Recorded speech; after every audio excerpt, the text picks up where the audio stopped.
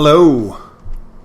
I just popped out of nowhere, didn't I? I know that was a little kind of ham-handed. This is Jim the Keys Bartender coming to you from Key Largo. We're into March, on our way to,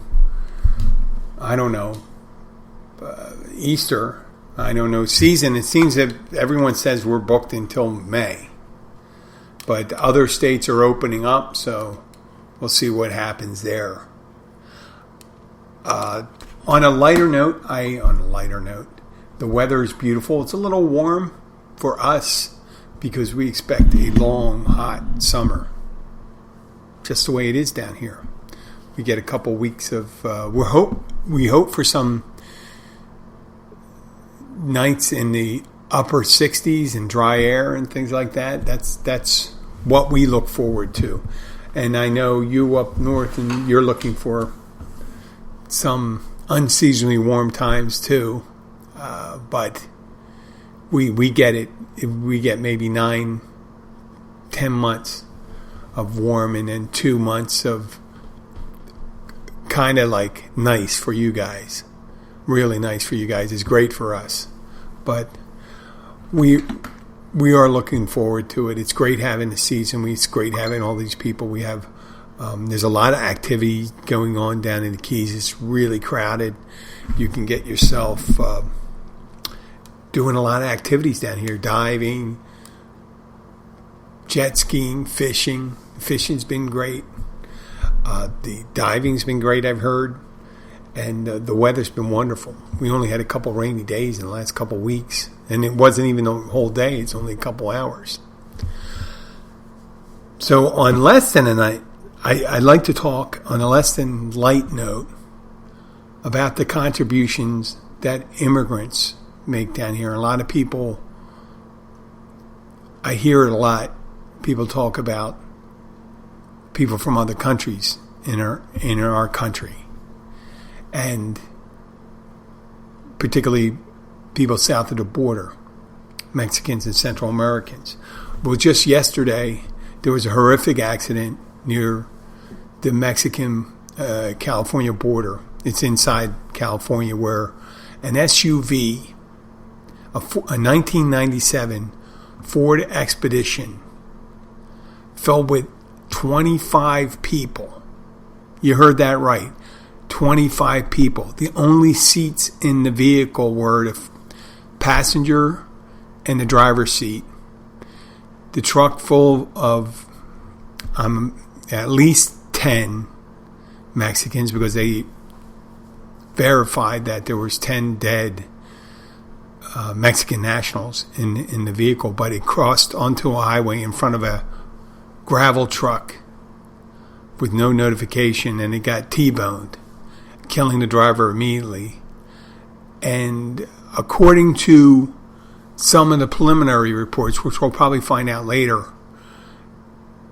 none of them were really farm workers, even though that's a farm area that they got in an accident. It's an undeveloped area with a lot of farmland. But it's still people. They're still people. And they, at least 13 of them died of the 25. The driver of the truck, moderate injuries. There were people in the back that were thrown immediately out of the vehicle. And just to think of that, the way people put themselves in peril just crossing the border using, I think they call them coyotes, the people that guide them across the border. Most of them are nefarious bunch, the people that do the human trafficking. And, I don't know. I never heard any stories of them being very charitable. They charge huge amounts of money to get people across the border and things like that. And these people put their lives at risk because they're hoping to get a better life for themselves and their family. Now, you can dispute almost anything, but the reason people are crossing the border and leaving their home countries, like they always do, is to get a better life, what they perceive would be a better life. More wages, more this, more that. And that's usually not a point of contention with people that say that. The point of contention is how harmful is it that these people, and I'm not going to say these people are undocumented, but if you're in the back of a SUV that doesn't have any seats in Ukraine, then I have a feeling that they were undocumented. They were here. They had a prime motivation to be here, and they weren't here legally. Okay, or they were undocumented. That doesn't make their lives any less worth. Just think of, I'm going to harken back to a short history lesson. In 1845, in Ireland, the potato blight started. And it happened all through Europe, but it's particularly hit Ireland, because Ireland had a lot of non-occupant landholders, right? And they used to use tenant farmers. The Irish used the Irish as tenant farmers. And they would lease back small plots of land to them so they can grow their own food. And they used the stuff they grew on the farm for the absentee landlords were corn and wheat. And the price of land was expensive. Ireland was a breadbasket for Britain. So if you had an Irish family, the easiest crop to grow to feed your family and your livestock was a potato. It had a lot of calories for the amount of space you could, for the amount of yield you can get on a small plot of land. And it didn't take a lot of nutrients out of the soil, so it didn't get all overtired. You can keep on planting and planting and planting. You don't have to worry about plant rotation. So in 45, when the blight hit, it was a fungus, just wiped out one of the main food staples for a large segment of the Irish population. In 1845, it numbered around 8.5 million people. And by the time it lasted at least 6-7 years before the recovery, the potato crop came back and all that. But at least 1 million people died and 2 million people emigrated from Ireland. Now, they had an option when they were starving to take a ferry to go across the Irish Sea to England and work over there.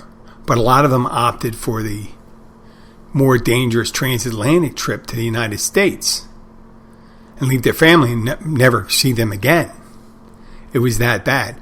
So you had 2 million people opt to do that because of starvation. And there were options in Ireland. One was the British-funded workhouses, which they underpaid people to work in these big facilities they set up. And they also did make-work projects like building roads to nowhere and all that. But we saw that. Now, if Ireland was right next to where had an adjoining border with the United States in 1845, I would gamble that there would have been 3 million Irish would have poured right over the border because the situation was so desperate. Much like the desperation people find in Mexico and Central America. In Mexico, you have low wages, a lot of competition for jobs, and in the United States, you have a higher pay. Even the farm workers get paid more than they do in Mexico. So they willingly do this hard labor that Americans won't do. And in Central America, you have these, I'm not saying the Mexican government is corrupt, but even more so in Central America, they have corrupt governments, they have gangs, people have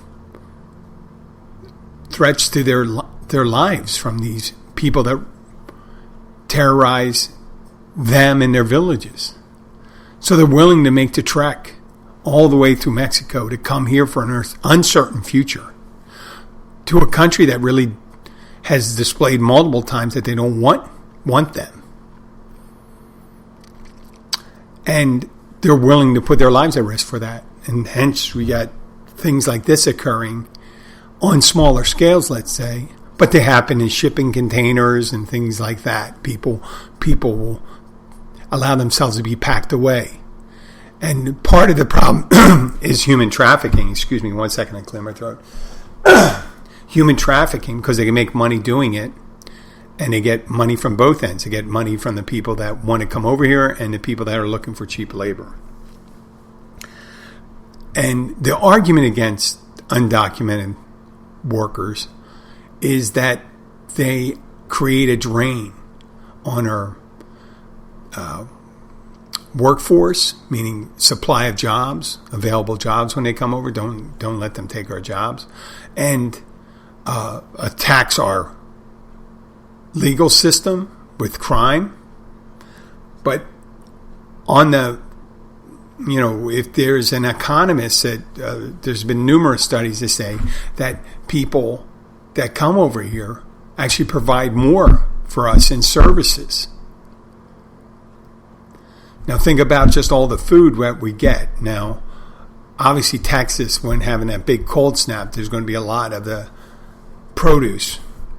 We're going to see a rise in produce. That has nothing to do with there not being enough unskilled workers to pick it. That's because of the cold snap destroyed a lot of the crop in Texas. But there's other places in the United States where they need these people to go and harvest these crops because there's no automated way of doing that. So when it comes to things like that, let's say in farming, fishing, and forestry, this is what they break it down. 36% is made from unskilled immigrant labor. When it comes to groundskeeping, landscaping, building, cleaning the inside of buildings and things like that, 36%. Textiles and manufacturing, 29%. Food manufacturing, like food packing and all that stuff, canning, 27%. The service industries, that's hospitality industry and like hotels and restaurants, 27%. And construction, 24%. Now, some Americans view them as competition because they'll do a job for less. Now, the people that are employing them view them as a resource, and they're able to have a profit without having to put a bigger slice into wages. Now, the argument can be said for almost any point of it, but don't point the finger all the time at the immigrant. And if you worry about the drain on Social Security and benefits, it turns out they end up every 100,000, and this is a study that came out, every 100,000 immigrants in the United States added buffered Social Security by 0.8%. That's an increase. So if you had 1 million, that would be, it's 0.08%, and then it would go up to a million would be 0.8%, and 10 million would be 8%. Okay? So it's going to happen. If you get more restrictive, you're just making it harder for them to come over here, and you're just rewarding the human traffickers. The people want to come over here. They want to do the work. They're willing to do the work. We don't have to penalize them by making them jump through hoops so much. If we can just make it more transparent on how you can get work visas would be excellent. Canada uses that system a lot, work visas, to get unskilled workers in for agricultural industries, for manufacturing, things like that. And also when you have a large immigrant population, unskilled, they're more mobile or migrant. And people say, well, how does that help? Well, a migrant workforce is able to fulfill a depletion. If you have a depletion of reserves of having accessible workforce, if there's an excess amount of jobs, the migrant workers will move there to fulfill those jobs. You don't see that as much with people, Americans. Once the American dream is having a house, not actually moving around and living in a trailer with 12 people. So let's be a little more considerate when we're talking about them. They do serve a purpose, especially here in the Keys. You wouldn't see a lot of these restaurants. You complain about the high prices. You'd be surprised how high the prices would be if they got rid of all their unskilled immigrant workers. The prices would go through the roof. The restaurateur has to make money. They have to make a profit so they can pay their suppliers and their insurance, and a lot of times their lease on the properties they own. And these people are doing jobs, very hard jobs, washing dishes, bussing tables. Yeah, some of them are servers too. But it's needed, especially in these resort towns. You'll see this. They'll advertise for it. They'll advertise in the paper for a job. But very rarely do you get someone to apply. If someone applies for a dishwasher job down here, it's usually not a native-born American. Okay? It's just the way it is. And if you think that that's the job that's taken away from you, then you maybe have more issues than I thought. On a lighter note, back to the lighter note, I got a wonderful call yesterday after I did the podcast. And it came in, it was a recorded message. And the recorded message had a slight accent to it. And I'm not going to suggest where it came. I think it came from an area on the other side of the world that was not, it was in between China and the Middle East. Okay? That southern part. So I'm not going to point out directly what it, but when I got the message came across as, hello, your Social Security number has been used in so-and-so, and there has been an incidence of fraud. If you please hit 1 to be forwarded to an agent. And I was curious because obviously when there's fraud or anything like that, they don't give you a call most of the time, or they try to entice you with the fraud call because people know now you got to get a message. But I hit 1 and I hear a big phone bank. And I've worked for the government and they use better systems for that, where you don't hear 50 people in the background talking on the phone. But this one was, and this guy called himself an agent, and he had a very good accent, meaning very strong accent, coming from the same region, a little stronger, between China and the Middle East. And he goes, my name is, and I'm going to pick a name, it was an American name, my name is Agent Frank Martin. And I go, wow, okay. And says, can you help me out with your name? And I said, my name is Frank Rizzo.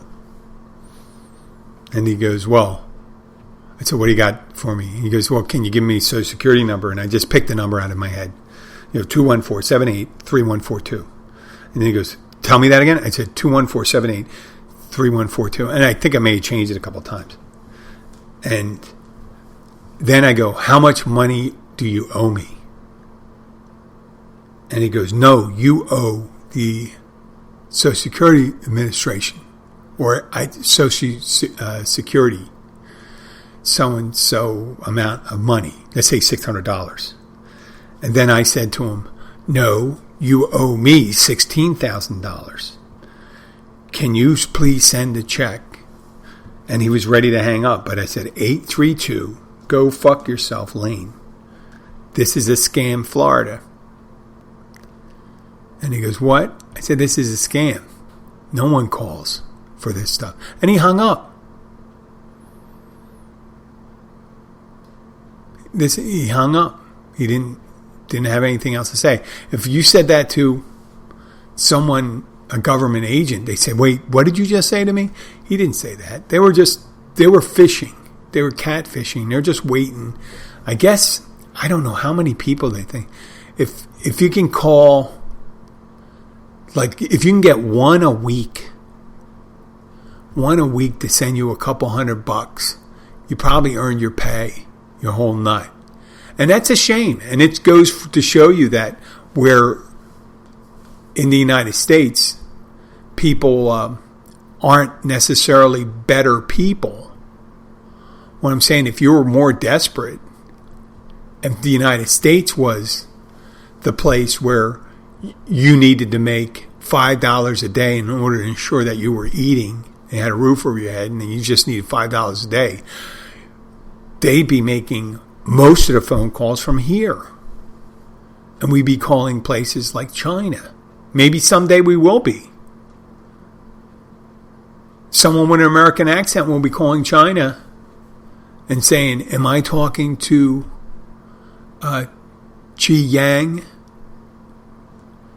Whatever their retirement or whatever government agency would collect fines, you could pretend to do that. And you could say, listen, you have to send your Bitcoin. You owe us $5 million in Bitcoin. And we hope to get a Chinese national who's of such an advanced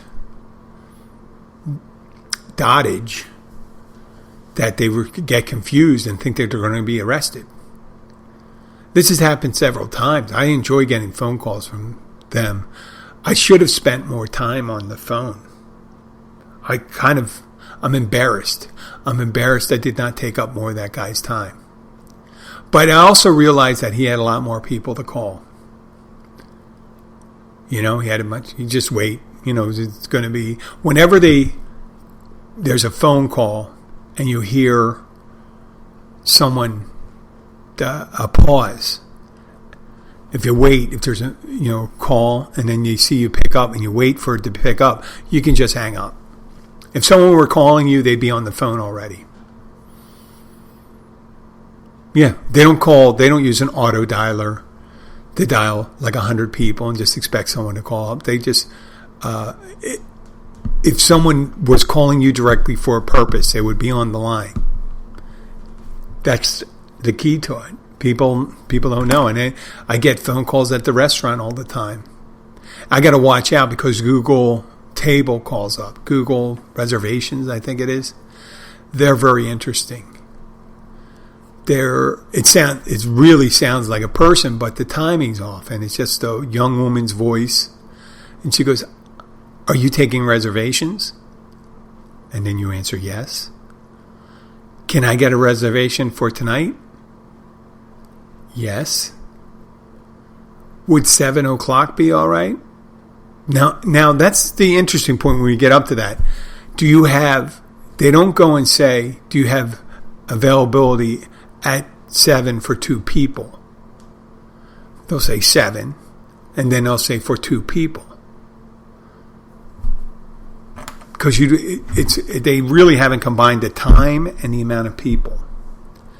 And then they wait, and they say, would you like a name? I'm like, well, when I'm going to put 2 people are going to come in and ask for a table? Yeah, I'm going to ask for a name. So, okay, and the name will be, that's what they should go to for that, and the name will be under so-and-so. And then you can tell they're not responding. You can't say, hey, can you tell me a joke? What are you wearing? Hey, I don't want to sound like Andrew Cuomo. Oh, yeah, Andrew Cuomo. Jesus Christ. I was very hard on the previous president, and I am not immune to realizing that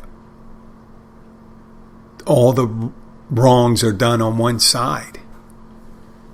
So we started worshiping Cuomo of New York, and we realized and say, this guy's just disproported right now, and it looks like there is a pattern of harassment that he has. Now, this is covered by CNN. It's not fake news when they do that, right? It's only fake news when they accuse someone a Republican. This is the thing about my progressive brethren. We'll easily, once someone does something wrong, they'll say, hey, they got to be gone. We got to be purer than Caesar's wife. On the other hand, if they don't like it, they'll deny it. They'll say it's fake news. What's fake? What isn't? If CNN and MSNBC say that Andrew Cuomo did those things, then that's not. They don't accuse it of fake news. He's going to most likely, within a couple months, have to resign. I don't see any other way about it. And a pattern, if there's three, it's like if there's three, there's probably a couple more. It just takes a little time. Remember Bill Cosby, Donald Trump? Yeah, Donald Trump just denied it the whole time. Never apologized. It never happened, he said. Even though they have recordings of him saying stuff like that. And he didn't deny that, really, did he? So, we'll see a lot more of that. And being a bartender, I'm so glad right now that I'm not the man I was 20, 30 years ago. And if I was drinking, I don't know how bad I could get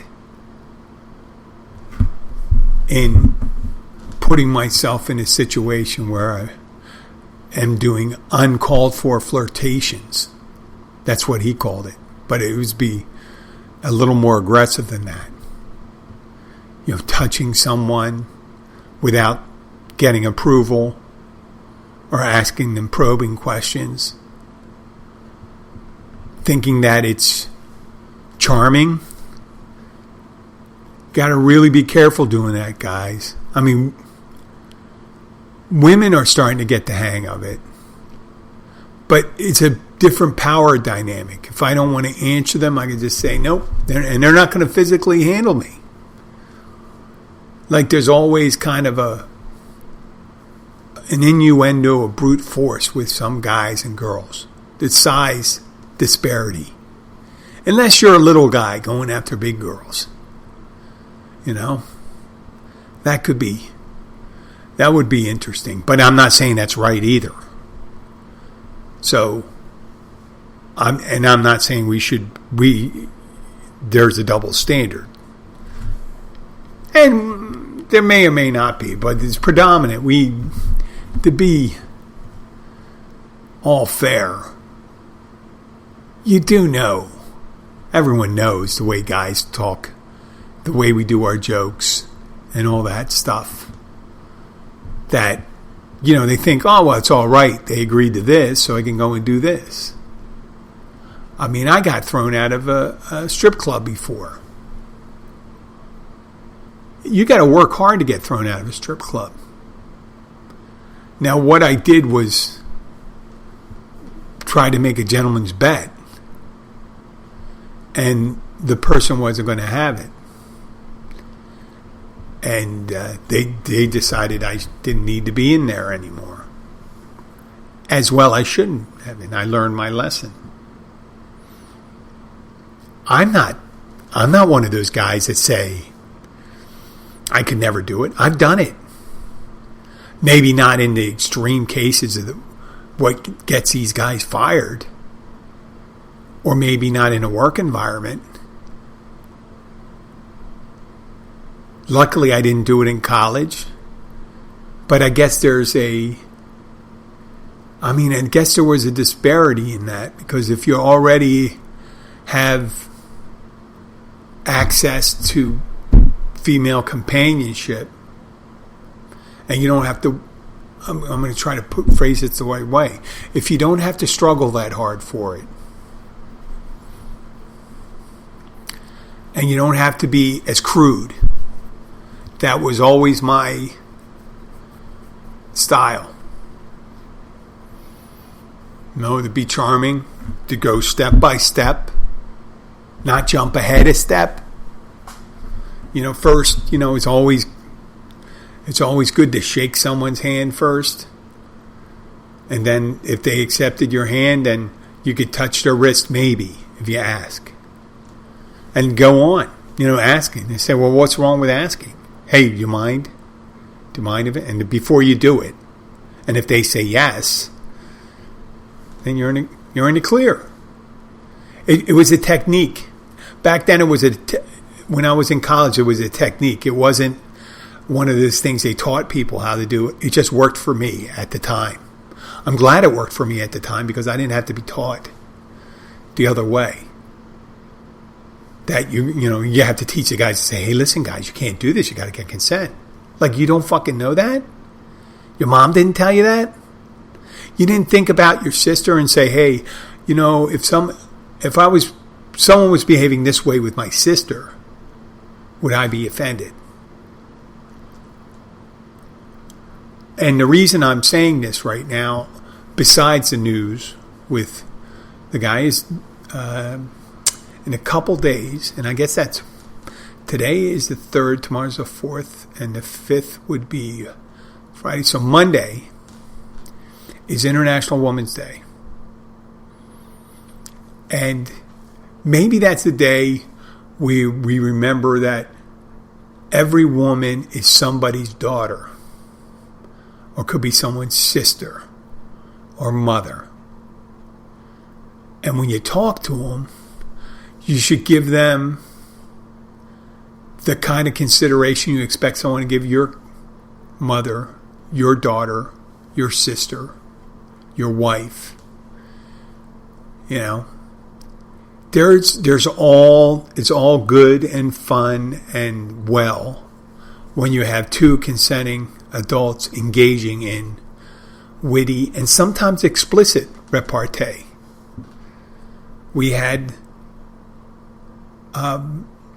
Miss May from Scotland, who's a dominatrix. And she does that for a living. But she has boundaries on how people talk to her. And she has agreed boundaries on the way she talks to people. That's explicitly understood, almost like a contract.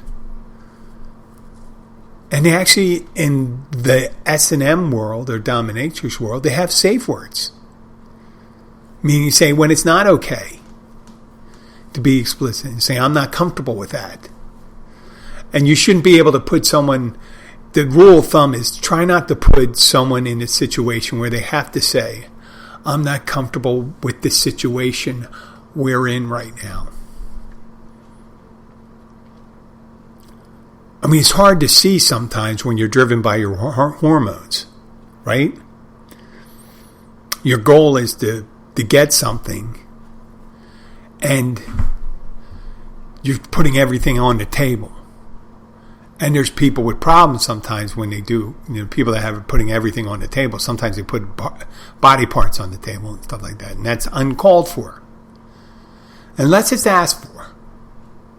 Unless it's explicitly asked for it. Not innuendo.